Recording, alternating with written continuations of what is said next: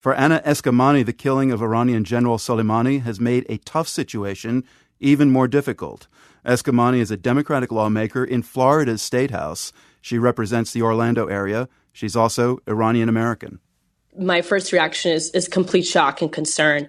Concern for the lives of our American troops and officials abroad alongside innocent civilians in these countries is definitely where my mind is and where my heart is right now.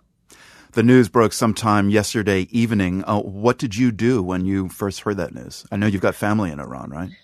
I do. One of the first things I did was actually reach out to my family through different social media platforms to see what their reactions are and how they're feeling. I did talk to one of my cousins last night who is concerned about the potential war between our two countries.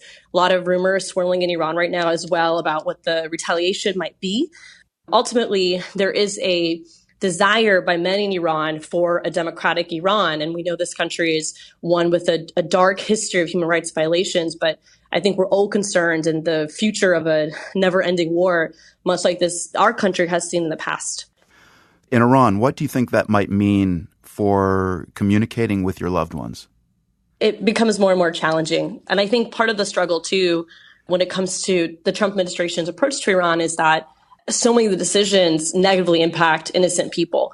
One example is the travel ban, which has prohibited thousands of Iranians from being able to stay connected to loved ones here in the United States, from attending university here in the United States, from visiting their family back in Iran.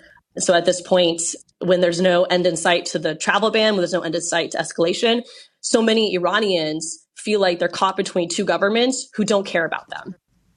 So in Florida, your Republican colleagues like U.S. Representative Michael Waltz tweeted that the killing was a, quote, bold, decisive, and frankly long overdue move. U.S. Senator Rick Scott tweeted, his death sends a clear message. Acts of aggression against the U.S. won't be tolerated.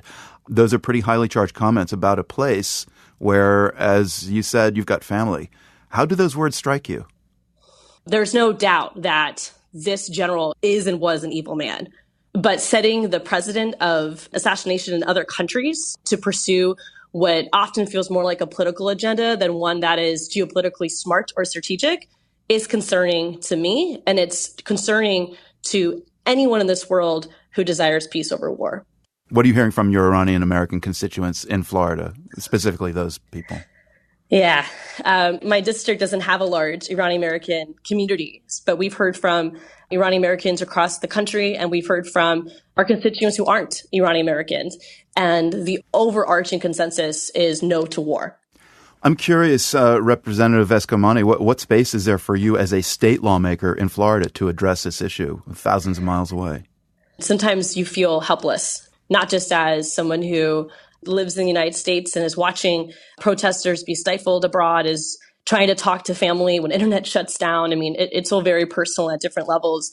I think the biggest role that I can play is education, because I think there's also just a deep lack of understanding of the long history between the United States and Iran, whether it's pre-revolution or post-revolution. So I feel like part of my responsibility is to help teach what I know about the history between our two countries, and to also try to break bread over what we have in common. And actually, we hosted the first ever Persian New Year party in the Florida Capitol this past year. And we had 150 people attend, including many Republican lawmakers who might one day run for Congress and be in a position where they're going to make choices around foreign policy. So I think my hope as the first Iranian American elected in any public office in Florida is to help foster that peace long term through ways we can find commonality and hopefully avoid any type of war today and in the future. Anna Eskamani is a Democratic lawmaker in the Florida State House of Representatives representing the Orlando area. Thank you very much, Anna. Thank you.